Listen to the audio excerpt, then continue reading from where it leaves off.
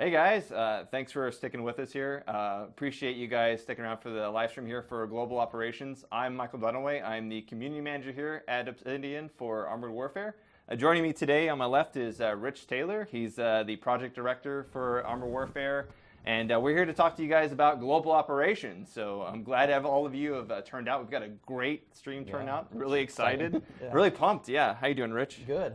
Very excited Awesome. to talk about this today. Awesome. So let's just get right into it then. What is global operations? You know, we've kind of talked a little bit about it on the website a little bit, but why don't you go ahead and give us the breakdown of it and why it's awesome for Armored Warfare? Yeah, absolutely. I like to talk about global operations. It's been something that we've been working on for over 6 months now, so being able to finally share it with all of our players is pretty exciting. Global operations is something that, like I mentioned, we have a team of developers, very talented, been working on very hard to bring our players for a while now.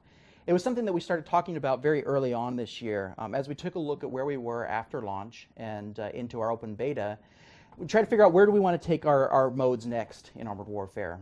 We felt that we had a really fun and engaging PvP mode, but we didn't feel like it was taking full advantage of the power and speed and lethality of the vehicles that we have in the game. So that was something we really wanted to build up on. So when we set out and started talking about what our goals were for global operations, there were a few primary bullet points that we really wanted to hit with it and deliver to our players. Important thing is that it's a dynamic battlefield. Unlike the maps that we have currently, the maps in global operations actually change over the course of the battle, and what players need to focus on and pay attention to will shift over the course of the battle. We felt this is a good direction to go because, as everyone's familiar with, the vehicles in Armored Warfare are very quick, very mobile. They're able to flex around the battlefield and adjust to the ebb and flow of what's going on in the match. So we wanted to make a mode that takes advantage of that. Players who take advantage of that speed are going to be the ones that really come out on top in this mode.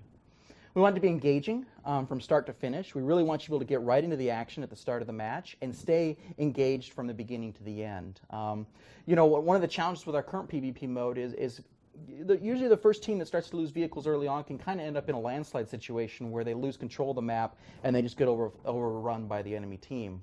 That was something we really wanted to target with global operations, take a different approach to how the match plays out, make it less clear who's necessarily going to win that battle. You have to stay engaged from the start of the match to the very end in order really to see that match through.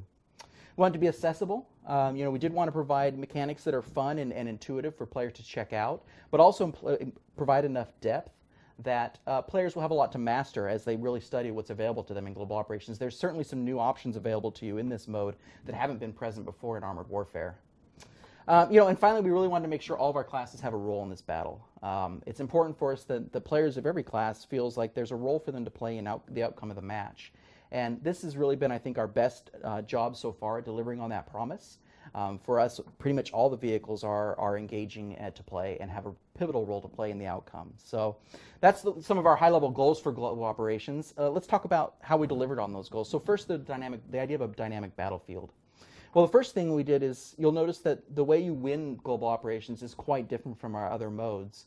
In standard PvP, you either eliminate the enemy team or you capture a single objective on the map.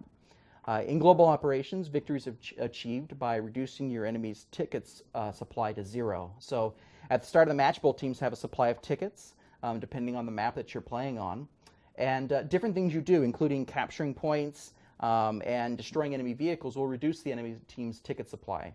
Once that hits 0, your team wins. So that really kind of changed the ebb and flow of how the matches play out because everyone's important in the battle from the start to finish. Another big thing when I say dynamic battlefield and promise that it really does require that you pay attention to it, something that's changing around you all the time, are the primary objectives. So capture points aren't a new idea. We've had them in our PvE, we've had them in our PvP. In global operations, one of the big changes is there's multiple capture points. So it isn't just one point on the battlefield to fight over. Second of all, those capture points move over the course of the match. So at different phases, the primary objectives that you're going after to really secure a massive amount of ticket loss for your enemy team are relocating. So you have to pay attention to those phase changes. It forces you to move around the map, relocate, and strategically plan on how you're going to secure those different locations at the different phases. This is a really fun element to learn on the map. It can feel a little overwhelming at first when you're first exposed to it because it is a changing concept on the map to have these things moving around. But as you get familiar with it and start to take advantage of it, you can really start planning your own tactics and coordinate with your teammates on how you're going to take advantage of those primary objectives. So those are the primary points where you're going to be fighting over. They're located in key locations on the map where we want players to really engage. But they're not the only thing to be fighting over in global operations. Also scattered around the map are a system we call wildcards. Now, wildcards are also capture points. But unlike the primary objectives, wildcards are a strategic option. Capturing a wildcard actually gives you a new option as a player to use in the match. This is part of how we wanted to bring more of a combined arms feel into global operations. The idea that while you are in control of your ground vehicles, and that's what armored warfare is about, there's also more going on in the battlefield. So capturing wildcards allows you to call in airstrikes, kind of giving the idea of air support. It allows you to place missile bunkers, giving the idea of infantry coming into the battlefield and providing that static defense or static offense, depending on where you place them. And the third wild card available on this map is be able to launch drones, which gives your team vision over an area of the map that you may not have anyone actively spotting on. So, and those drones are interactive. You can shoot them down out of the sky. So if you see an enemy team's drone up there, certainly worth taking it out to deny them some of that vision. But that's really just an idea of the changing nature of the battlefield. So now you're paying attention to drones, pillboxes are getting set up, and airstrikes are coming in that you may need to avoid in order to avoid getting bombed. So that's just what that's how we're really enforcing the idea of a dynamic battlefield there and a combined arms sense with all these different mechanics coming into play. The third thing that I want to talk about is something that we're really excited about, something we wanted to bring to Armored Warfare for quite an amount of time, and that's the idea of having dynamic weather in a map and having it actually have an impact on the gameplay during the match. So on our first global operations map, there is a sandstorm that has a chance to appear. And when that sandstorm comes in, it's visually changing the look of the map, the lighting is changing, the audio is changing, but it's also actually pulling in the vision ranges of the vehicles. It gives main battle tanks a chance to engage in close quarters combat without getting sniped from long distance, but it also gives our light vehicles a chance to flank around the map without being spotted so easily. So there's really a lot of opportunities for interesting gameplay during that sandstorm. I believe you'll be able to see that coming up in our playtest today that we're going to be sharing with you. One of the things about global operations is we want to keep the action fast-paced and engaging from the start of the match to the ending. One of the things you'll find when we show you the playtest is that there are neutral AI vehicles on the map that are hostile to both teams. So they'll spawn in at the start of the match. They also spawn in at different phases. They're sort of an additional element that you can deal with or try to use to your advantage against the enemy team, depending on what you decide to do in regards to the enemy AI vehicles. Another big game changer for global operations in order to keep players engaged in the match from start to finish is respawns. So we already had respawns in PvE by way of consumables. In global operations, respawns are actually a fundamental part of the mode. They don't cost you consumable. It's just something that you get. So when your vehicle's destroyed, there's some downtime. You pick a spawn point on the map, and you get right back into the action. Either you're going to go get revenge on who killed you, or shift to where maybe you're more needed on the map based upon what's going on. So you're really rewarded for paying attention to what's playing out in the match in global operations. Again, like I said, those wild cards, they do appear randomly, so you don't ever know necessarily where they're going to appear or which ones appear there, so you do have to be paying attention to that and figuring out which ones you want to secure and what's worth taking the risk to go get. One of the concerns that was raised when we first introduced global operations, I hope a lot of people had the opportunity to check out the preview we had out a couple of weeks ago that a lot of our streamers were able to share. A couple of concerns were about vehicle diversity and classes. Global operations does feature a lot of close quarters combat locations, which feels like it caters mostly to main battle tanks. But we've actually found that the high mobility required in the mode does require a fair amount of fast vehicles as well. In our internal play test, we've really seen a lot of diversification in terms of the classes being represented in the match. And I'd say all the classes are very satisfying to play in it. Another concern was about running out of ammo. One of the changes you'll see in this version of global operations that we're sharing today is that we have added resupply points for players to reload up on ammo. So if you're out there and you're having a very successful run and you actually use up your ammo supply, you can fall back and resupply and get back into the action. Another big change you'll see in today's build from the last one we revealed is there's a lot more VO, kind of giving you a sense of the immersion that we're looking for in this mode, really giving the idea of a living dynamic battle. The map that we're sharing today is called Desert Crossing. It's staged around a docked aircraft carrier with both teams vying control of that carrier in order to secure it. So you'll kind of get an impression of that conflict going on from the VO that's spoken to you over the course of the match in terms of what's going on. Desert Crossing is our largest map to date. It has 30% more playable space than Frontlines, which we introduced in .17. So we're very excited about that. Larger maps is something we at Obsidian have been wanting to deliver on for a long time, but the key was figuring out what makes a larger map interesting. It needs to have enough things for you to do or secure in a large map to be worth adding all that playable space to it. And global operations was the recipe to be able to deliver on that. Desert Crossing is just our first global operations map. We are working on yet even a larger map that we want to introduce after that one, which is actually 60% more playable space than Frontline. So it is a huge map in development that we're looking forward to, and we'll be able to share more details about that in the future. But I think that's enough talking about it. I think it would be awesome to be able to show our players who've tuned in a first look at global operations. The version you're going to see today is a very current build for 0.18. The update that should be coming to the PTS very soon. So you'll be able to actually get your hands on this version very soon. Yeah, so what we're going to do at this point is we're going to just, me and Rich are going to get up and actually get to our PCs. We're going to take a quick little break to sort of make that transition. During this time also, we're also going to give out some T64A Hunter codes. Nice. I know a lot of you have been looking forward to those. Those are hard to get. They are extremely hard to get right now, yeah. So we're going to be giving some of those out, and we're going to be basically going through a couple of different matches of global operations, show off a couple different vehicles, how they would play on global operations, kind of give you guys an idea of how one battle can be different from the next battle after it.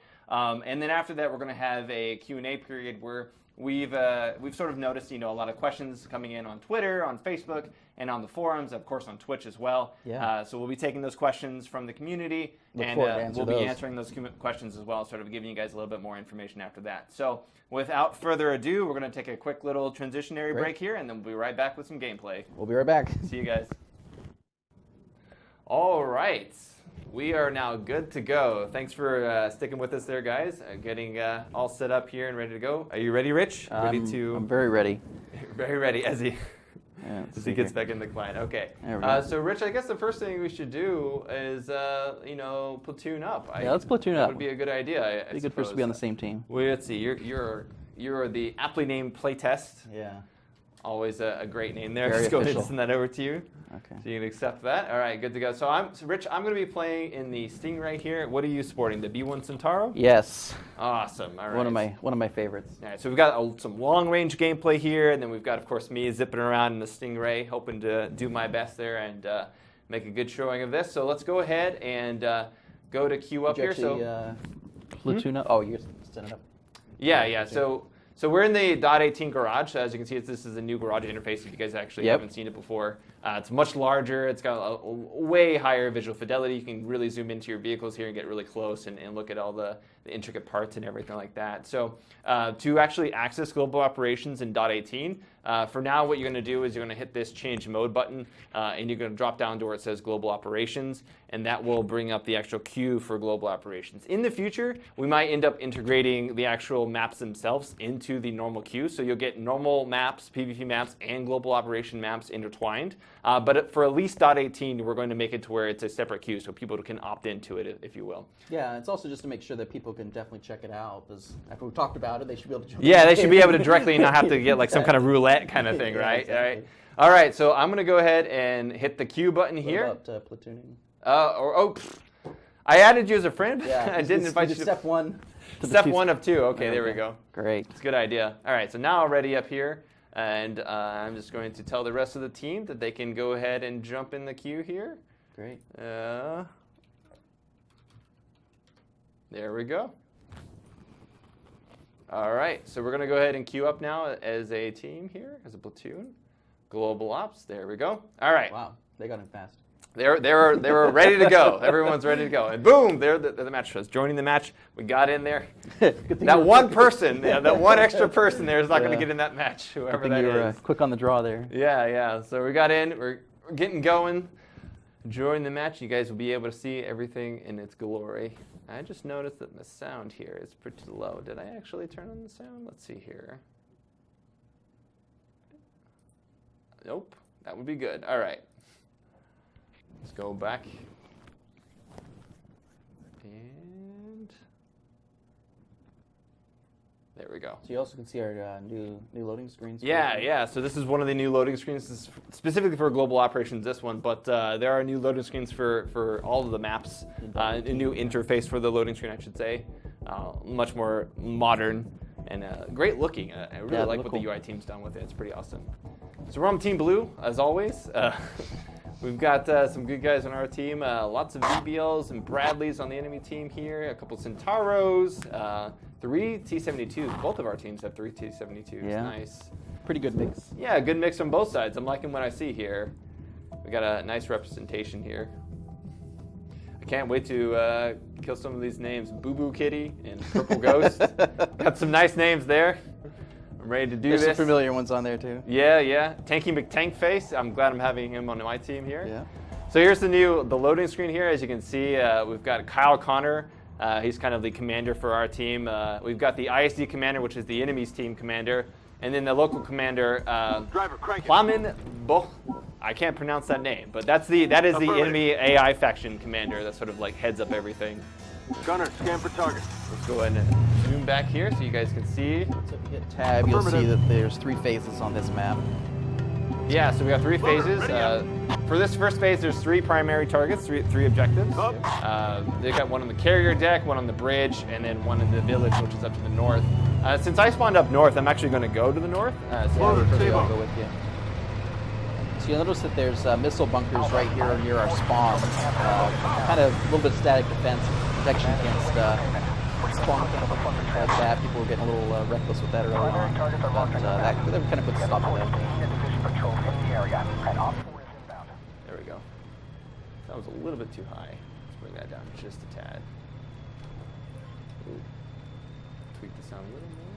There we go. Oh, getting stuck. All right. So as we can make our way to this first point, as you can see here, we're actually going to run into some enemy AI. So you can kind of see they are already in the middle of the map as we engage. But I've spotted my first one here, this expeditionary tank. Another one over there, the MBT-70. He's actually engaging the enemy team already. So he's been taken out. You can kind of see there by the other players on the enemy team who are kind of coming up there. We've got a lot of nice ambient effects going on. Oh, I'm already taken. Smoke out there.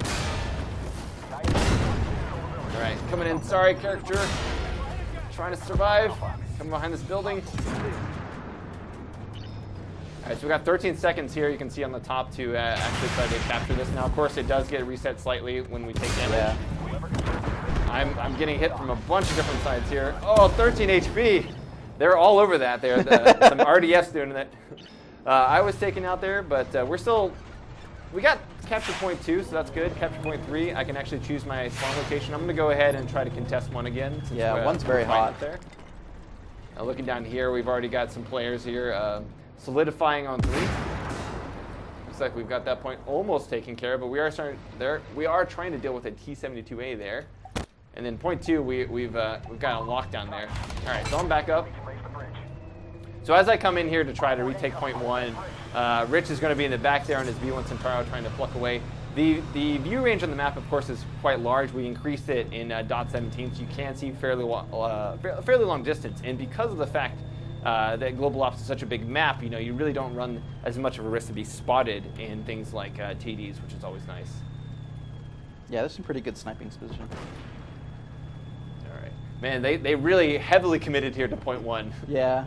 It's working out for us on the rest of the map, though. Yeah, it looks like they are trying to retake point 3, or trying to take point 3 at this point. Let's see if we can keep them a little bit busy. Now, they are going to end up capturing point 1 here, so at this point, I can choose to either continue to engage with them, sort of, play with them a little bit here, or I can opt to go down the map a little bit and see what's up. Oh, hey, buddy. Swap to...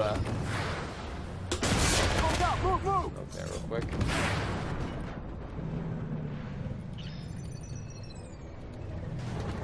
See if I can flank around here. Yeah, it's getting a little quiet at 1 now. It might be able to steal it. Identified. Hostile truck. Loader key. ATGM coming in. Hold back here. All right, so we just got some pillboxes that just spawned and a UAV. Oh, I think he just crashed himself. Oh, he fell off the side there. Got some enemy AI spawning in the back there. I'm going to make sure to get out of the way of them. But there is a nice little spawn point here, or a pillbox wildcard, I should say. I'm going to try to capture this. You take out that bagel panzer that's coming in so I can cap this point. Oh, nice. One Managed is to looking take pretty out clear that now. RDF there. So I'm almost to the point where I can capture this. Going for one. There Oh, we go. you got the. Oh, nice. Nice. So I got it here. So I'm going to go ahead and looking at the map, looking at our objectives, we still have 1, 2, and 3. I kind of want to solidify and make it a little bit harder. Oh, I'm noticing that they're trying to fight there, this XM1 at the bottom. So they'll actually spawn, and if you look at the bottom of the map right here, they'll spawn behind this XM1 after a couple of seconds, and it'll end up helping our team down there to retake those point 3. And you can actually see the damage coming in. I did 1,200 damage because the ATGM started to fire. I'm going to go for point 4 now. We switched into our secondary transition. Yeah, we're on phase 2. Yeah, phase 2. So we got points 4 here and 5 on the map.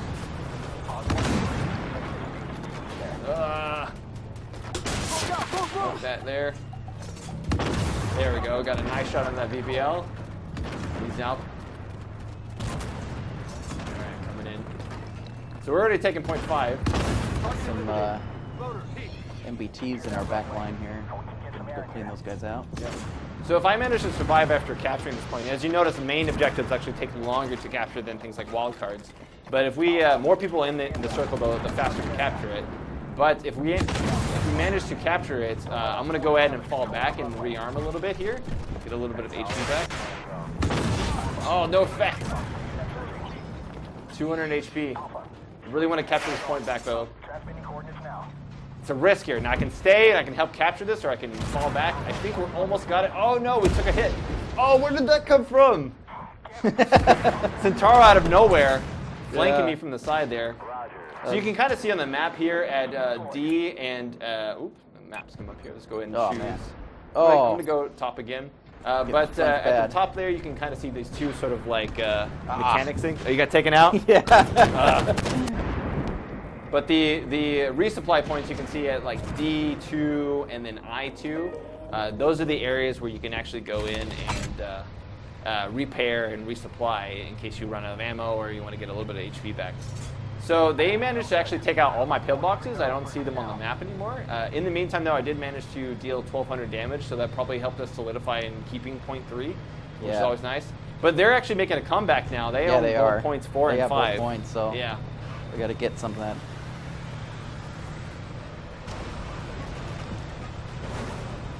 Coming here. So they're all really low HP. I think some of them are going to resupply. Yeah, I think we can get in there and polish them off. Yeah. Probably push them out of 4. Smoke there really quickly. See if we can retake 4. Oh! Alright. This guy right here, boss hit, man, Hit my is target. typically a good. Oh no, I'm exposing my side! Come on. I'm going to try and sneak around into there. There we go. Drive it down. Take it over. Yeah, there's Too many guys there. I'm going to go ahead and transition down to 5 here, see if we can. We really got to retake the point. You notice we were ahead in the first phase, but now that they've sort of retaken 4 and 5, they're really making a huge comeback here. Yeah, and making a pretty good dent. Or I'm going to bail. In terms of point loss, AI counts for the least. You know, you get some points for points taken off for taking out AI. Most points come from objectives, though. Players do matter. Kills do actually contribute to that. But as you can see, we lost a huge amount of tickets from not being able to hold on to 4 and 5 for very long. Yeah, so we're in phase 3 now.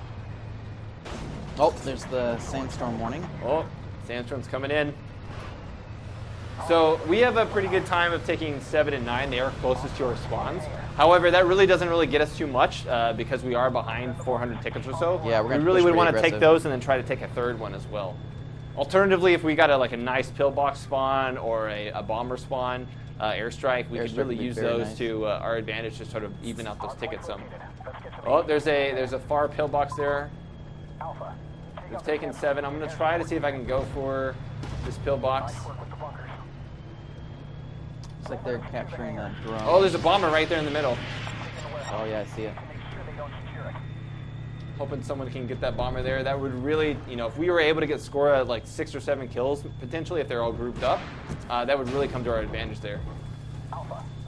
So there's a UAV in the area, as you can see now. That UAV has a pretty high view range underneath it. So you can see a lot of players all spotted in there. and currently there's only one, the enemy's UAV up on the map. That UAV, like we said earlier, can be taken out, so players with autocannons or even main guns can take that out. I've seen people even with ATGMs take those out. That's a good shot. Hoping to get some help here. That's a bad corner to go around. Oh, the sandstorm's in full effect now. Yep. So when sandstorm is in effect, your vision range is actually reduced quite dramatically. Oh, another player is in. You can see we're trying to take this. Ah. Oh, 6 seconds. 3 seconds, 2 seconds, 1 second. Okay, got it. Finally. All right, I got to quickly put this on the map. I'm going to put this right here. Oh, man. Smoke down. Scraping by with those 50 hit points there, huh? Oh, man, they got 7 out from under us. They did? They sniped it from us, didn't they? Here comes the bomber, though, and I'm dead for it. No, come on. There it goes over there. You can kind of see it. Got Tyson. Trying to make a better showing of the next time there. Oh, I had to be dead for it, dang it. Yeah. All right, so they actually made a huge push there in phase 2, and it's looking really dire for us at this point. Yeah, it's going to be tough. You know, we fought mainly in the top part of the map, so next time we'll try to make more of a showing of the bottom part of the map. But yeah, they made a huge push there in the second phase and managed to, I think, clutch victory. Yeah, they got us pretty good in phase 3 too, with the push on to 7.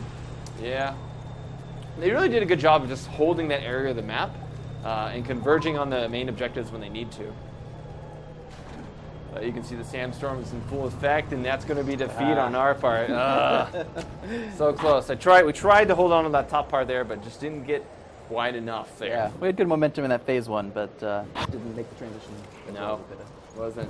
So at this point, we're going to just quickly give out a few codes for the T64A Hunter. T64A Hunter, I should say. You know, it is a Tier 5, I believe, Russian MBT. It's got ERA on it, looks pretty awesome there. So if you guys want to actually be eligible to win that T64A, you just have to be in chat, in Twitch. Make sure that you're active in chat, you know, saying something, preferably about global operations if possible. And what we'll do is we'll go ahead and select 2 winners, or actually, we'll ratchet that up. We'll make that 4 winners, all right? So we'll do 4 winners for this first round here. As a defeat, I would have preferred, you know, that this was a victory that give out these codes, but I'll give them out on defeat, so I'm no sore loser, right? So 4 codes, all you have to do is be active, and after about a minute or so, we'll go ahead and select those winners here. Looks like you got number 4. Yeah, I got 4. I did all right. You know, 5,000 damage, you can kind of see. Yeah. Anyway, you know, whoever tank player did 10,000 damage in this RDF. That guy. Someone was on a roll. Just doing all kinds of stuff there. But as you can see in terms of reward, you get let's go ahead and go to progression here so you can kind of see. Yeah. So this is a defeat. So we got about 5,400, you know, reputation as, 3,600 reputation as standard. About 165,000 credits for this defeat here. So not terrible. Not the best. For a tier 6.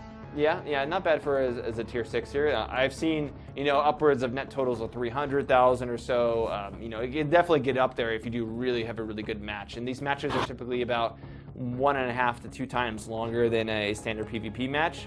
So we try to match those values with the rewards as well. But all right, here, let me just flip over to Twitch chat really quickly and see if we've got our winners here. Now, we've been lucky enough to have the Might.com CMs help us out here with some of these winners, so I'll defer to them if they've selected the winners yet. You guys there, have you guys chosen your preferable winners as of now, I should say? We do have our first 4 winners. I'll read them out. It's Sile UFO, Super Twan, Gaverton 5, and Bodyguard of Lies. Awesome. Well, congrats to you 4 for winning the code. Those will be sent to you in your message inbox on Twitch, so be sure to be on the lookout for that. You'll get those codes there, and we'll get you all hooked up. Depending on how the stream goes, we actually might give out more than we originally intended. I just got some word from Might.com earlier that we had more access to more codes. So, you know, definitely stick around for the entire thing. We'll be giving out codes the whole time. So, congrats to you guys for getting those. I really appreciate you guys sticking around. And why don't we go ahead and get another match going here? So this time I'm going to do a little bit different. I'm going to switch up kind of go for a little bit of brawler action. I think I'm going to end up going for something like the XM1. Yeah, that's what I'm going for too. So maybe we can just roll in there together. And All right, let's do that. Yeah, I'll go for an XM1 this time. Now bring some armor there. I've got to roll in with some camo or something. You know, I can't just go in stock here like this. So let's go ahead and pull up our camo interface and choose ourselves a nice. There you go. Kind of fill in the fractal. I always like the fractal camo. Yeah, that's not too bad. Take that. What else have we got here? Okay, fractal's cool. Let's go with the fractal there. Let's go ahead and purchase this really quickly here. And I'm going to go and unlock a little bit of stuff for my vehicle here using my awesome 300 million global reputation. Totally legitimately earned. Yeah, completely. You know, like I ground this out on the test server just for this event right here. Really spent a lot of hours, a lot of late nights just playing by myself. All right, here. So let's go ahead and get these all set up and ready to go, guys. I'm just going ahead and unlock my slots. As per usual, can't forget my firepower slot there. And go ahead and select my ammo options here, best available. Now, HEP actually, especially around the time of Balance 2.0, HEP is actually going to be pretty useful. You know, it does a lot of damage to lower armored targets. So you get like things like the ATGM bunkers. You're going to be able to do pretty good damage with those rounds as well, which is something nice for global operations. So I'll choose to keep around 5 of those for now. Go ahead and set up my retrofits really quickly here. Gonna get everything. Unfortunately, I only have my stock retros, but it's cool. We'll make it work. Let's go with some experimental propellant there for a little bit of extra damage. And intercom systems. And I only have I guess I could go to actually unlock that retrofit here. There we go. Reinforced ammo rack. There we go. And I'll slot that in my other universal. I guess I could actually do more damage. Always better, more damage and better rate of fire. Okay, so we're good to go there. Let's open up my platoon. How are you doing on your side? I'm You all good? set. Yep. You ready? Okay, so we're both ready here. I'm going to go ahead and tell the team that we're ready for our second round. And all right. Boom. Okay. Join the match. Whoa. It's always a little sweat, you know, like everyone's like jumping in there really quickly, and we got to make sure I get in there fast enough there. All right, so we've gone. The match is going to be, man, there's 12 AFEs going to be in this game. There's a ton of AFEs. Only one TD, though. One lonesome TD. We'll see how this match goes here. Everybody's jumping in. All right, so we are the only two. Wow. No, there's 3 XM1s all Yeah, on our team. So we got all the XM1s on our team. They've got the Bradleys, the VBLs. They got the 2 RDFs as well, 2 Leos, 2 T-72s, and 2 Centauros. 4 MBTs on both teams. Yeah, I'm liking the BMP3s. I like the fact that we got these BMP3s. They work really well on this map. There's a lot of damage to be had there. Yeah, I mean, their flexibility works pretty well for being able to adapt to the different situations you find yourself in. Now as MBTs, we definitely want to be more in the center of the map. You know, we're going to be going on the aircraft carrier this time. Sounds great. You know, it's sort of our main priority. You know, you've got sort of these structural industrial buildings around there, which really offer a lot of that side cover that we really need, especially with the long vision range that we see on this map in the outer areas. You know, the outer areas are definitely dominated more by LTs and TDs and AFEs, while the inner areas are more suited for LTs. The carrier is nice though because it gives you sniping points that pretty much cover the map, so it's a pretty strategic location to I hold. see a lot of people go up there with like Terminators or TDs, you know, and they use their are strong up ATGMs there. to their advantage. You can get some nice snipe points, especially on the bridge from the aircraft carrier. So we're going to go for point 2. Let's get up to speed here. You can kind of see the aircraft carrier there in the distance.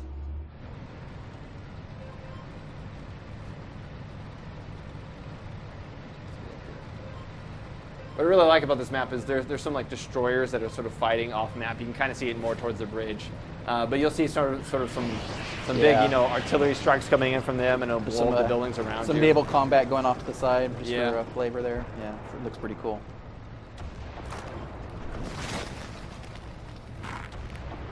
All right, looks like there's a lot of AI there around the carrier.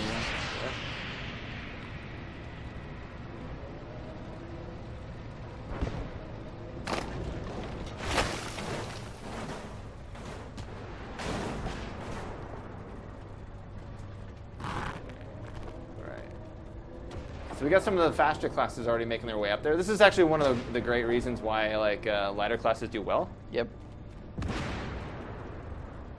MBTs are a little bit slower to get up there, but once they get up there, they really like your powerhouses. They can sort of control that.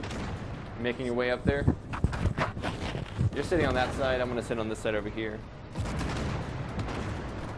Because somebody's mic is rubbing up against their lapel mic, or like headphone cable, and it's making a lot of noise. Wow.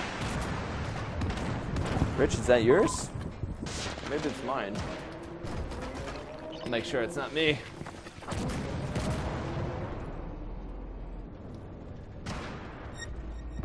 All right. Yeah, we got nuked up here on the carrier. Oh,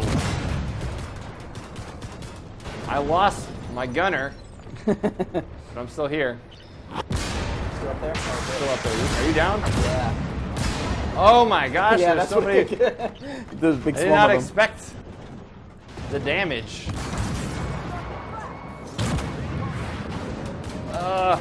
Don't get me from the side, no. So they completely dominated that side of the Yeah. that aircraft carrier. I didn't realize there was just. I think we had like a lot of light tanks go up there and then like get just demolished. yeah, they sent a lot of numbers up there. Yeah. So I'm gonna go ahead and spawn towards point 3. I mean, we could overtake point 1, but point 1 is more suitable for lighter vehicles. We can actually go to point 3 and come around behind them as on point 2. You can see the BMP-3s there trying to cross snipe across the map. Yep. All right. So come up here. So we're You still in spawned at phase 2. one. I spawned down here at 3. I got to show them off the bottom area of the map. Yeah, it's a cool looking area. I'll probably work my way down there. Sounds good. So I can actually get some vision range here on this sides here. So I know there's a guy like right there. Let's see if I can take it. I was hoping I got something. A little bit too far away. All right, so we've got 3 pretty much on lockdown.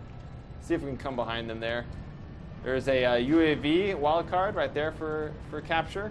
Looks like we were attempting to capture it, but there is a little bit of a... Ooh, the VBL. Slugger is just going right by there.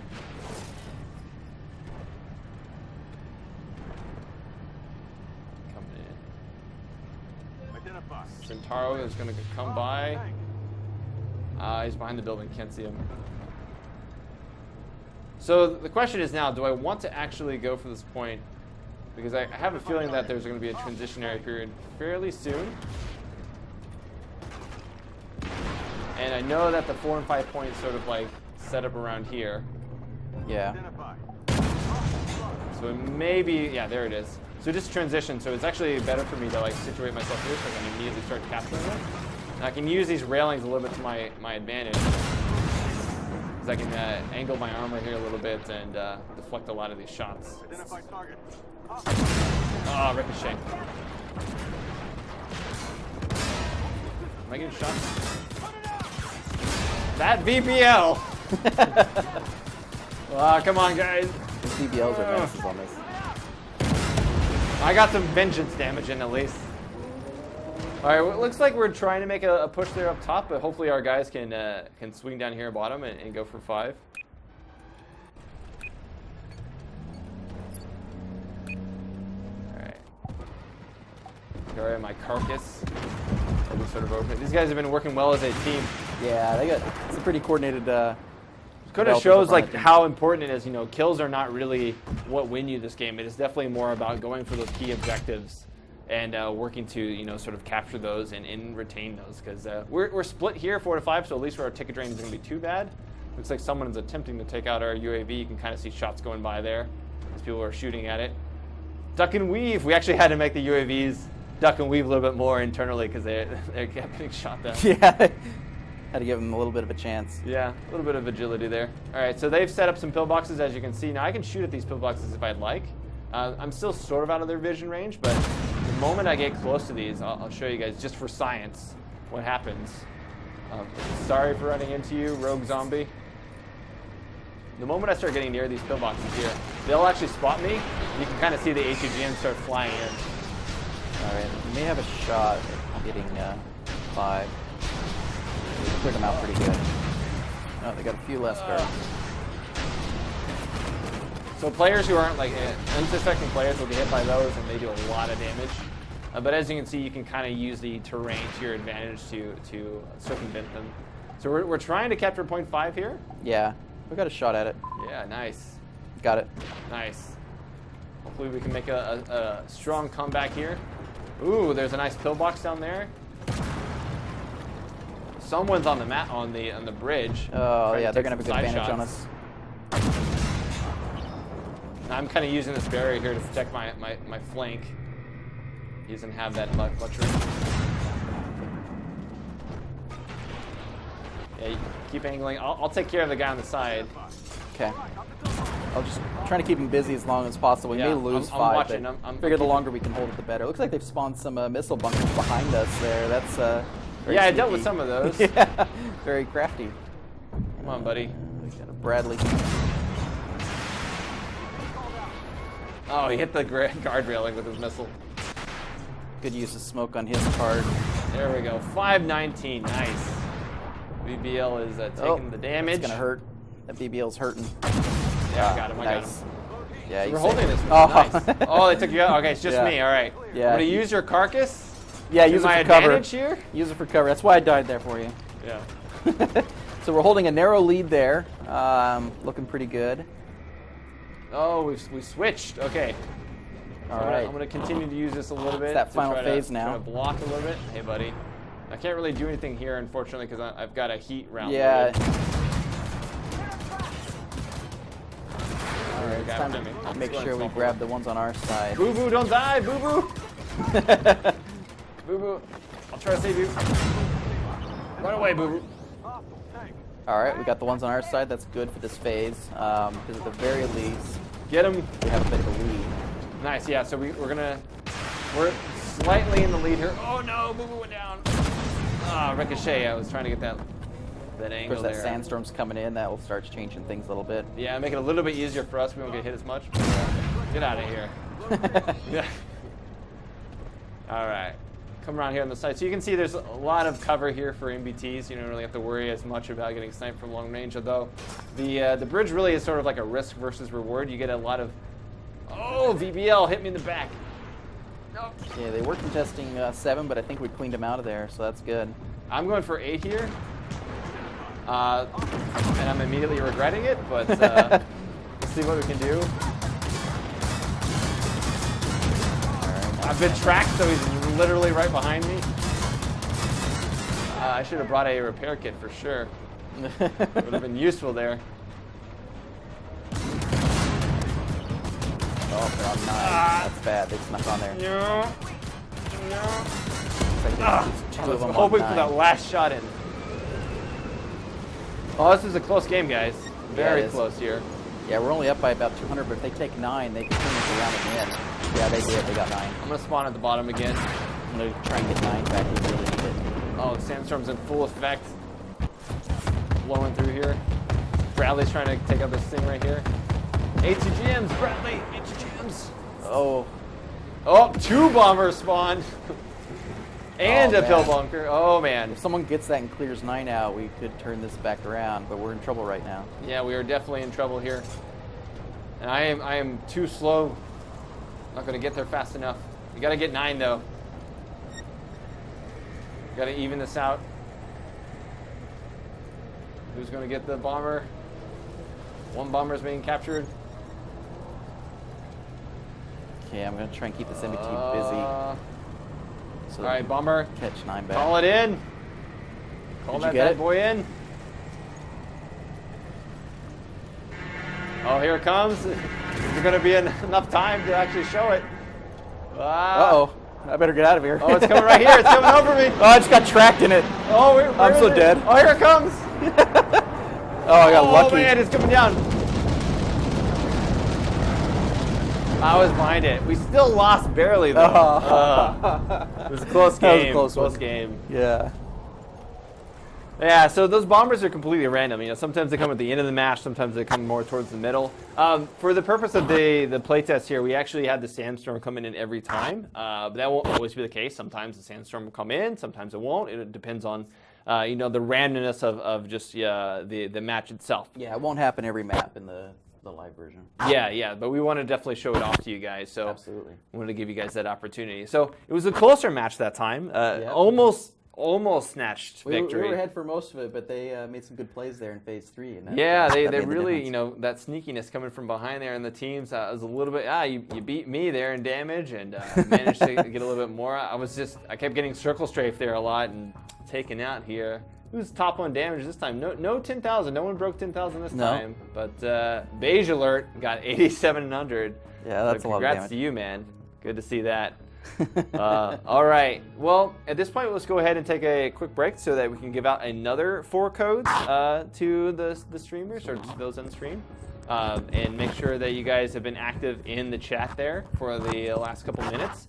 So we'll just take a couple minutes here to give those out, and once we've selected the winners, we'll go ahead and let everyone know. So just give us a second here as we prep for that. Sounds great. Yeah. Oh, I got a loot box here. Yes, you can earn loot boxes from Global Ops. I had seen people asking that before. Yeah. So I've got myself a mid-tier field maintenance kit, platinum commander insignia, and 25,000 credits. Not too bad there. Not too bad. Not bad at all. Awesome. So not too bad of a showing there. Would have loved to have grabbed one of those bombers for myself and plotted it. That would have been cool. Yeah, they are rare on purpose. They do devastating strong. damage. Yeah, they're extremely strong. They cover a wide area, and we've seen them be pretty pivotal in some of our internal matches in terms of wiping out an area. They're pretty great if a team is really locked down a point, and you kind of get them in the midst of a battle, and you happen to get it right, because then it'll come over and just deal devastating damage to everyone. Yeah, if you clear it out and take in and sweep in and take that point, I've seen some games decided with that. Yeah, for sure, exactly. All right. So I'll just wait for Modicom to give us the signal there of the winner, and we'll How go. many are we giving out now? We're giving out another 4, and then Nice. we're going to give out some more during the Q&A session for sure.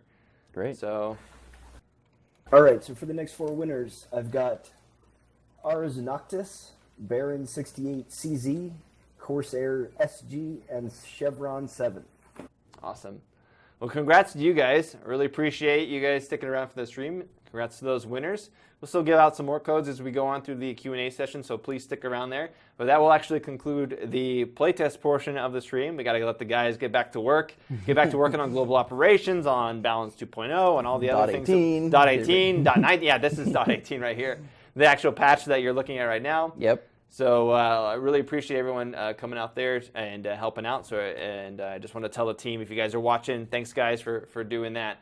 With that in mind, we're going to go ahead and do a small transition now, where we're going to get ready for a Q&A period, if you will, where we kind of talk a little bit more about global operations and the questions that you guys have posed on Twitter, on Facebook, in Twitch chat, and on the forum here. Looking forward to it. Yeah, so let's go ahead and just switch this over here. All right, now we can see us in much better clarity, not just the game there.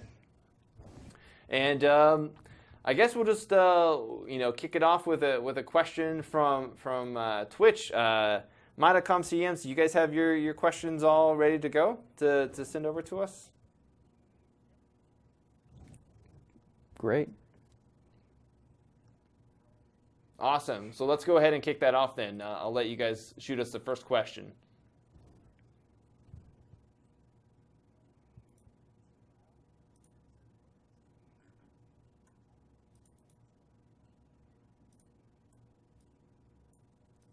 So will they be refilled on respawn, or are they only once per match?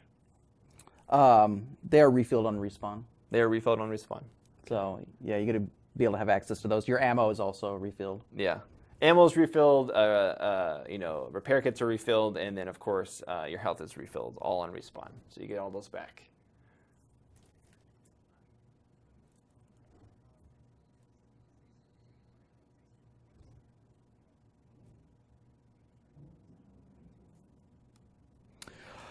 So, you only take one vehicle into it. So similar to PvP, or PvE for that matter. You select the vehicle that you want to play the mode with, and you stick with that vehicle for the whole match. As far as what tiers is available in, it's basically all tiers. Every tier that you can play PvP in, you can play Global Ops as well. We're looking at different size of maps maybe for different tiers. One of the things we'd like to do is probably, I mean, that map is quite large. For the lower tiers, we'd like to bring in a global ops map that's a little bit closer to our normal map dimensions. I think that will cater better to the lower tier vehicles. But overall, we definitely want it to be a mode to be enjoyed across all tiers in the game. Apparently, they can't hear the questions being asked, so I'll just repeat the questions as they come in, just in case there. Next question, Captain Fancy Pants?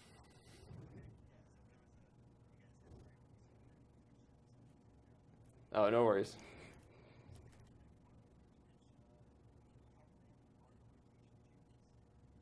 How random are the location changes? So the primary objectives advance in a fixed progression through each phase. So in that map, there's the 3 in phase 1, the 2 in phase 2, and the 4 in phase 3. And that's going to be in the same place every time. So that becomes something you can learn and plan for. Now, the wild cards, on the other hand, are more random. There are fixed spots where they'll come up, but they won't come up in the same spots on every time that you play the map. So you can get to learn generally where they'll probably appear, but which ones actually come up over the course of an individual map, you have to be paying attention to because it could be different. All right. Cayman, do you mind posting the questions into the chat here so that I can actually see them? So that for some reason we're not able to get your audio to come through right now, unfortunately. So I'm just going to see if I can read them off directly if you can. Just start posting them in the chat, and then I'll just read them from whoever's asking the question. Sounds good. Yeah, I appreciate it. In the meantime, while he's doing that, I'll go ahead and give out another 2 keys there for the T64A Hunter. So Nice. if you guys want to get those, just go ahead and be in the chat here. And as we get those questions sent over to us, we'll go ahead and get those keys given out there. So I appreciate everyone sticking around in the chat. And I see all kinds of questions just flying by here.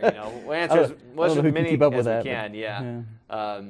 Definitely a lot of these questions are great questions that I'm seeing as well. So really appreciate it there. All right, let's see. Let's see if we can get here. So this one is from Sir Gimzel.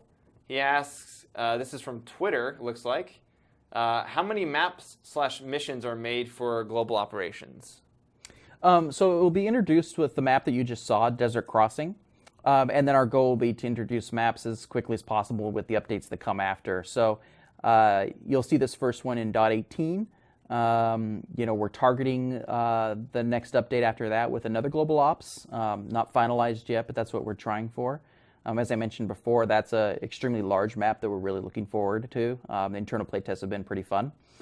After that, we'll have to see, but it's definitely our plan to continue introducing more and more maps that are supporting it. Some of them may be conversions from older maps to support the mode as just an additional option on those maps, and other ones will continue to be custom made for global operations, like the map that's coming up is.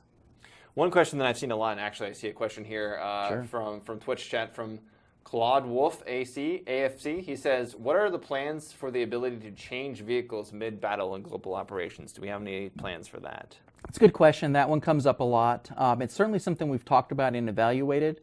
There's a lot to be solved to support that in terms of kind of the more meta progression of the game, where do the repair costs go, the ammo costs, where is all the XP getting applied to, and things like that after the match. Those are all solvable problems, but they weren't problems that we wanted to tackle with the initial implementation of the mode, so we went with just the single vehicle in the match for now. It's something we'll continue to evaluate, but we don't have any concrete plans to say that we'll definitely make it so that you can take multiple vehicles in. I think one thing that's important to stress is that what you guys are going to see in the initial release of Global Operations is just like the starting point. We love to add more to it and continue to iterate on it to make it even better mode. Yeah, we have a lot of long-term plans for the mode. This is just the start point for it. I think you'll even see once the second map comes up, the evolution of the mode from the first map to the second map of what we've added to that, and some of that stuff will be retroactively applied back to the initial map when we make those kind of changes. And that kind of just goes, that's the true for all maps that we kind of make. We want to continuously add to it, not have each map just sort of be its own standalone. We want all of them to sort of benefit from those improvements. Another question here is Mercury 67 ITA says, how many respawns are there? Is there a fixed amount of respawns? There's unlimited respawns? It's a good question. So Currently in the mode that will be going on to PTS, there is no limit to the number of times you can respawn. There's 3 respawn points on each side for that map, but as an individual, there's no limit to how many times you can respawn. We've talked about how we may want to change that for maybe more competitive modes, have maybe a lower restriction on the number of respawns, make it more of a limited resource to plan and use carefully. But certainly for the initial version of the mode that goes on to PTS, it's unlimited respawns. Okay, great. Looking at the questions here, they keep flowing in here. Daryl in 1986 was asking, is this the more up-to-date global operations than the previous stream we did, or the previous video preview that we did with some people like the Mighty Jingles and such? Yeah, well, maybe not as much time has passed between this preview and the last preview you did. The time difference between those 2 builds is really closer to 8 or 9 weeks. So this is quite a bit newer than what we were able to show last time. VO is in. VO, the sandstorm is fixed up along with the warnings. Yeah. And messages about the vision mechanics that it's doing. The resupply points are also new since then. I think there's also been some work on some of the visual happenings of off map and some tweaks to the airstrike to make sure it happens. I mean, a lot can happen in 2 months. It's been a big leap. So. We'll say it's a big leap, right? Yeah. That was definitely it. All right. Maddie Paris 33 asks, if you die after capping a wild card, do you keep the wild card upon respawning? You do not. Yeah. So there is some pressure there that if you do secure a wild card, you want to use it, especially if you're under fire. You want to see if you can either get out of fire and find an opportunity to fire it off, or maybe you have to use it right away because that might be your only opportunity. So yeah, it is definitely something that you have to plan for. If you do get killed while holding onto a wild card before you use it, you do lose the ability. There's also a time limit to using it. Yes. Yeah. We didn't want people to grab the wild cards and save them all up. We were a little concerned about some of the potential gaming the mechanic a little bit too much if one team stacked up a bunch of wild cards and fired them all off at the same time, things like that. There's an intended pace to the way that they influence the battlefield. We didn't want it to be something that you could game too much. They should have an influence. They should help determine the outcome, but they shouldn't be so decisive that, hey, let's just all save up our wild cards and throw them out in the last minute or something. We didn't want that to be a thing that happened. So there is a time limit, and if you do die, you do lose the opportunity. Okay. Let's see here. This comes from Calix Cat. He says, have you found any particular class makes a big difference? Yes, I know that all classes in mobility have a role, but it would seem like a Zala would be useful! ! Yeah, I mean, some of it comes down to player preference and trying different things out. In normal PvP, I generally prefer playing MBTs myself, but I think jumping into the TDs on this map tends to be my favorite way to play it. Looking for those flanking fire opportunities and willing down the enemy with that high DPM. Specific vehicles. As we continue to make ATGMs more viable, certainly the Terminator is a pretty strong contender on the map, just because of its burst potential with the 4 ATGMs. Really just comes down to, every vehicle class has a very useful and needed role on the battlefield. MBTs, it's the brawling on those points, you need that armor to really hold those points, Yeah. But that support fire that's coming from all directions from the other vehicles just really makes a big difference. Yeah. So personally, I enjoy all the vehicles. Yeah. They each have something that definitely appeals to an individual player depending on their play style for global operations. Yeah. Here comes one from, Frito-Lay's. Let's see here. He's asked, what are the level requirements for global operations? It's through Twitter. Level requirements. So the tier. I guess you're saying tier, yeah. Yeah, so, as we talked about earlier, global operations is intended to be supported with all the same tiers that we support for normal PvP. Okay. So no restrictions in particular. Here's one from Jim Brew. He says, will the weather sandstorm effect compound with camo effects so more sneaky vehicles can take advantage of the reduced visibility? Yes.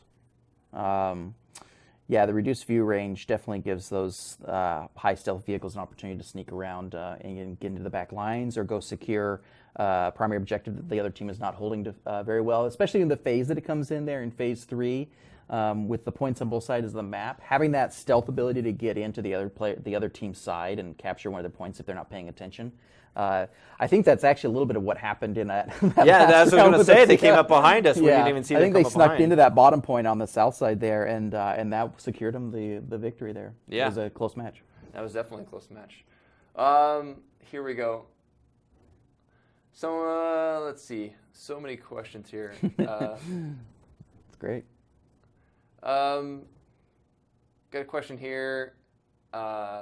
This is a valid concern from Revon99. It's like, are we concerned about splitting the population further with the introduction of global operations? What have we sort of like done, or what are we going to do to sort of like mitigate that with global operations?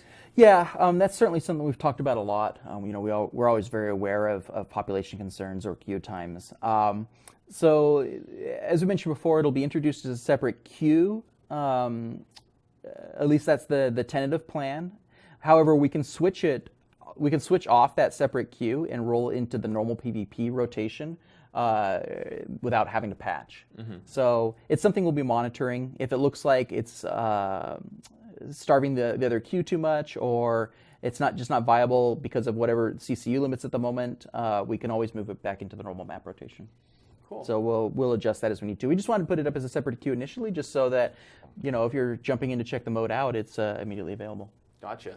That Evans guy, he asked, does the bomber do friendly fire damage in global operations? What was the question? Does the bomber do friendly fire damage? Yes. One of our internal play tests, the other team was about to win, and then they accidentally bombed themselves and lost in a very close match.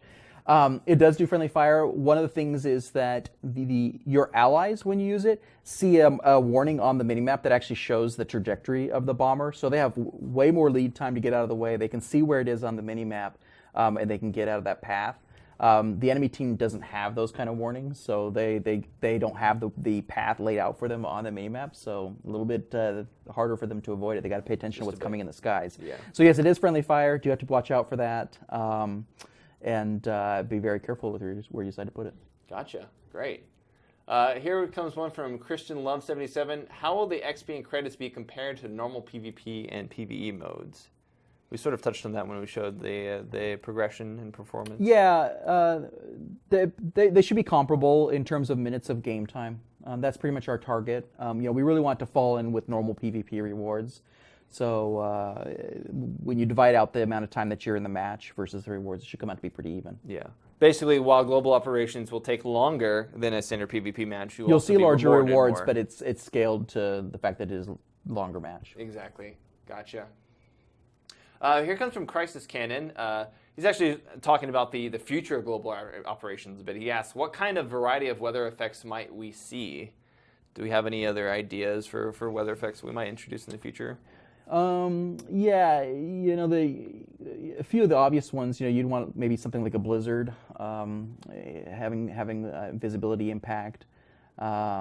We've talked about, fog and things like that as well. Some of those may be a little bit harder to dynamically roll in. We have a few different ideas to play with, though. This was just the first one that we wanted to do. Yeah, we definitely, I should say, like, future maps do want to have like a sort of theme or something that really is like the major element of that map that sort of like defines that map, besides like whatever wildcards or something we introduce at that point. And yeah, as you mentioned it, we do intend to experiment with other wildcard mechanics as well. So future maps may actually have different wildcards than the Desert Crossing that we just showed. Yeah. Here comes from Skylake CZE. He says, if I'm spotted by a bot, can the enemy team see me too? No, the bots do not provide vision for the enemy team. Yeah, so when you're they just have their own vision amongst themselves. They're essentially a third team element on the map that aren't friendly to either side. Yeah. So that's sort of like the unknown element. When you're spotted, you're not sure if you're spotted by a teammate or if you're spotted by an enemy AI. Yeah, you will get the sixth sense, the warning from the bots. Yeah. Yeah. Cool. Let's see here. We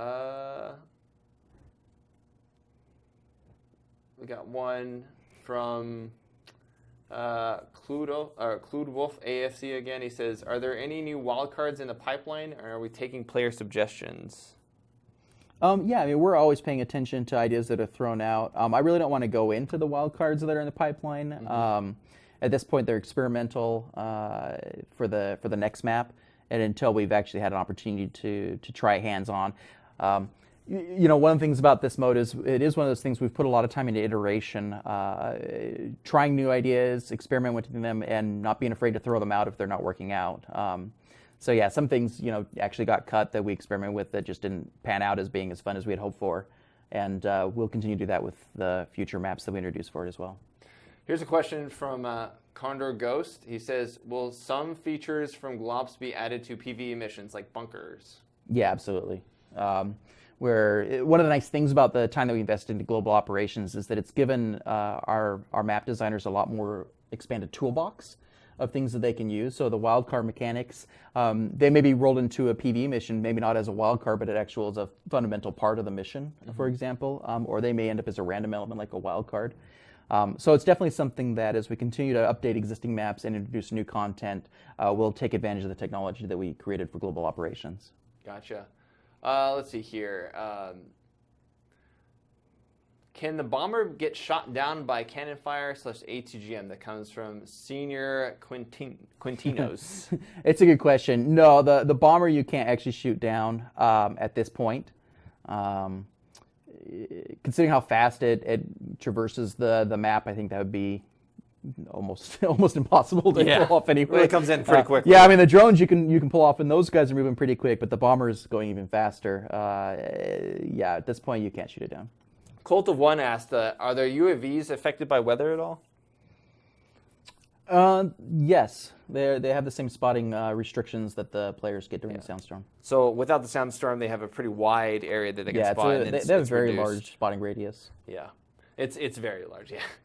Yeah, it's definitely important to shoot those down when you see them up there. Yeah, and there could be multiple UAVs up at a time too in different areas of the map. Yeah, and you'll see them on the mini map. You'll see them up in the sky if you look up. Yep. Let's see here. So we've got some questions here related to the PvE enemies. Like how prevalent are the AI enemies going to be, and what level / toughness lieutenants ? Will they be? It's something we're still kind of tuning to determine how much AI presence is on the map. It's probably one of the details that we've tuned a lot over as we're trying to lock down the feature. Right now, I think you get about 6 or 7 per side, per phase. That feels okay right now. They're a presence. They're not a roadblock. They're kind of a little bit of interference on the map that you have to pay attention to and clean up or circumvent if you want to get around them. But they're not like stalling the map out by being so prevalent that you're blocked by AI over and over. Gotcha. So it's definitely something we'll continue to pay attention to and iterate on. Okay. Let's give out a couple more codes at this point. Going to give out some more T64A hunters. So we're going to give out 3 this time. So you guys just be active in chat, and we'll go and give those out. While we're doing that, we're going to collect a few more questions from the community. We probably have time for another 4 or 5 questions here. Awesome. And then we'll be wrapping up the stream. Again, we appreciate everyone coming out here. So make sure to be active in the chat there for that chance. And then once we get those codes in, I'll just read off the names of the winners. So congrats to everyone who is active in the chat for that chance. All right, here. So let's go ahead and pick up a few more questions That as chat we is go. just flying. Yeah, that's what I like to see. Active chat there. But I'm going to just keep on trucking and pulling some questions in here. All right, so I've got the winners now. The winners are Marcel Hino, Christian Love 77, who actually asked the question, and I'm Crow Cop. Nice. Congrats to you 3. You guys are the next winners there of the T64A Hunter. So I appreciate you guys sticking around and getting those codes. Definitely there. Great. I see a question just fly by there for a second. It was asking like Fast eyes. Yeah. Enver Desmond asked, is the NPCs continuously respawning? Do they respawn at certain points? Are there waves? Like, how does that work? It's a good question. Right now, they spawn with each of the phases. So that Desert Crossing has 3 phases, so there's basically 3 waves of AI. Okay, there you go. that'll change depending on the map and how many phases there that's are. just like I mean, like as we've touched on, the idea with these is that we can really go in and shake things up from map to map. It's there'll be some fundamentals that are probably consistent from mode to mode. There'll be the wild cards, there'll be respawns, there'll be moving primary objectives, but kind of everything else around that is subject to change from map to map, just to kind of keep players giving them a fresh experience. Yeah. Now I know the question that's been on everyone's mind. I've seen here a lot is when is global operations coming? Like when are they going to actually play global operations? So it is targeted for the .18 PTS, and then we'll see where we go from there. Okay. There we go. So yeah, we definitely want to get out to players as soon as possible. We're excited about it. Like I said earlier, this is something we've been working on for a really long time. So something we're looking forward to getting on the live servers as soon as possible. Awesome. VitroLink asks, how will stats work for Glops? How do we track stats? It is its own separate stat pool, so it will be tracked separately from your normal PvP stats. Okay, there we go. We really want to kind of segregate stats from different modes like that. So, obviously, as you saw in Global Operations, you're dealing a lot more damage per match. You're getting a lot more kills because obviously you're respawning and getting back into the action. So if that went into the normal PvP stats, it would really pollute what those stats represent. So we definitely keep those separate. Gotcha. Excuse me. So we've got a couple more questions here. This one's from Too Fat for Airborne. He says, will there be special unlocks in the future for Go? Do we plan on unlocking or providing anything specific through global operations for players? Or is it going to be like the normal pool of rewards? Certainly as in the future, as achievements and reward systems evolve, I would anticipate there being some special global operations unlocks, but there won't be with the initial version. Okay. A couple more questions here. Well, global operations comes from Lynx M16A4. He was asking, in terms of like lower end PCs, is there kind of the performance dips?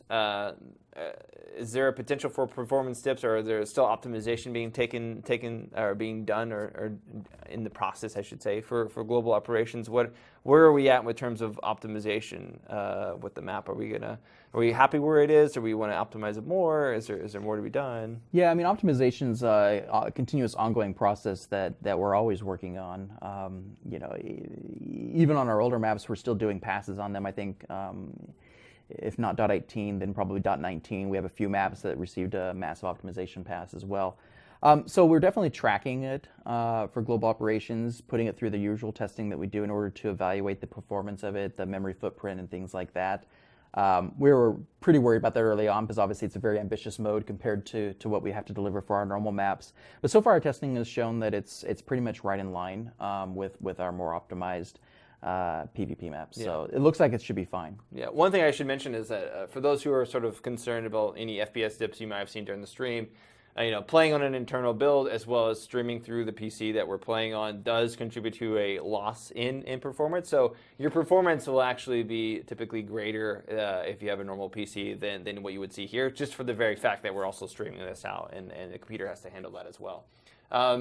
Here's from Fun's Fun. He asks, will pillboxes scale with tier or progression within the match? They scale with tier, so the threat they represent is going to be valid for what the tier of the match is. Gotcha. Yeah. So that's both HP and damage then. Yeah. Yeah. Cool. Let's see here. Any more questions that I want to? So CJF Straight was asking that is matchmaking going to be the same for global operations as it is normal PvP? That is to say, plus and minus 2 matchmaking tier. Yeah, it'll be the same as PvP. I mean, I kind of hesitate to say because it's sort of up to however we tune it, but tentatively it uses the same matchmaking rules and settings as normal PvP. Gotcha. Let's see here. Will 5-man platoons be able to queue up for global operations? It's going to use the same platoon rules that PvP already does, Okay. So up to 3. Okay, up to 3. It's just one of those things. As much as we would love to let 5-man teams into normal queues, it's just not fair for everyone else, unfortunately. So we weren't able to do it for this mode either. Gotcha. Now, guys, I do want to say that I'm seeing a ton of questions here. A lot of these questions are sort of like geared towards other .18 related stuff, as well as .19 and Balance 2.0. We're just answering global operations questions here today. We will have future streams which deal with a lot of the questions that you guys are asking specifically about, like .18 and about balance and all that stuff. So definitely don't think that we're ignoring those. We will answer those questions. Those all merit a whole stream. Yeah, of they need their own stream. This is specifically for global operations. It needs its own stream for sure. So I think there's time to talk about a couple of more questions here. One question comes from Gorn34. He said, will global operations be in tournaments like clan battles or some sort of PvP competitive mode? That remains to be seen. I think the potential is there for it. One of the challenges there is that the mode really isn't made for small teams, so I wouldn't anticipate it being a small team tournament battle. But certainly for larger team competitions, I think the mode could be quite fun for that. As I talked about earlier, we may want to talk about supporting some different rule adjustments for more competitive play, such as potentially a cap on the number of times you can respawn, so that using your lives more judiciously becomes a part of the competitive gameplay. That is to say, like potentially in like the custom match interface, being able to like. That's something we're exploring. We're exploring some special options for global operations in the custom match interface. Gotcha. Yeah, and of course, guys, if any of you want to run any of your own global operations tournaments, like for sure, we would look to see how we can support that, and we'd definitely be interested in talking with you guys about that for sure. All right, so I'll go and take 2 more questions here. Okay. And let's see. Going through all these questions, there's so many. I just gotta pick and choose. I feel bad for not being able to answer all of them. Let's see here. Really good turnout. There's so many here. So yeah, one question I saw someone asked earlier was, when you die or when you respawn, are tickets taken from your team when you respawn or when you die? When you die. When you die. So there's no penalty to respawning specifically other than you've already died. Yeah. Gotcha. Here comes from one from Combajan 2. He says, I have one of the most difficult questions. Will global operations be fun to play? Yes, absolutely. Yeah, we really enjoy it internally for sure. Yeah, it's been a real joy to play it internally in our play test as the features evolved. It's come a long ways. A lot of the internal developer feedback has gone into it. Early focus testing feedback has gone into it. And the experience right now, I think it's the best thing out there. So. Yeah, nice. Here's one this will probably be the last one here from General Geno. He says, will you get rewards for damage done by your wild cards? So does the damage done there actually contribute to your overall rewards? Yes, it does contribute to your overall rewards. They don't go into your stats as far as like base damage dealt by you as a player. They're kind of pooled into a separate stat so that it doesn't really pollute the individual performance that you're doing. But yeah, the wild card damage you do is factored in. Awesome. Well, guys, I think that's going to actually wrap it up here for this live stream of Global Operations. We will definitely be streaming more of Global Operations when we do our official .18 live stream, which is to come out. Stay tuned for that. Once we announce the official release date of .18, we just put up the .18 preview this week, so I would definitely say that .18 is coming sooner rather than later. Yep. So I look forward to seeing what you guys react to that and how you guys like that, and more just great things coming. Global Operations really is like the first of many new major improvements that we're doing to Armored Warfare. I should say we've been doing major improvements. Some pretty exciting patches ahead, that's for sure. Yeah. There's some really awesome things coming before the end of the year, so we definitely look forward to that. Lots of things to talk about in the future, guys, so be on the lookout for those next streams, and make sure to follow us on here so you can be notified when our streams go live. We'll have a lot more to come, both for Balance 2.0, .18, .19, all kinds of stuff, guys, all kinds of stuff. So until then, we'll see you for the next stream. Yep. Thanks, guys. Thanks, See everyone. you later.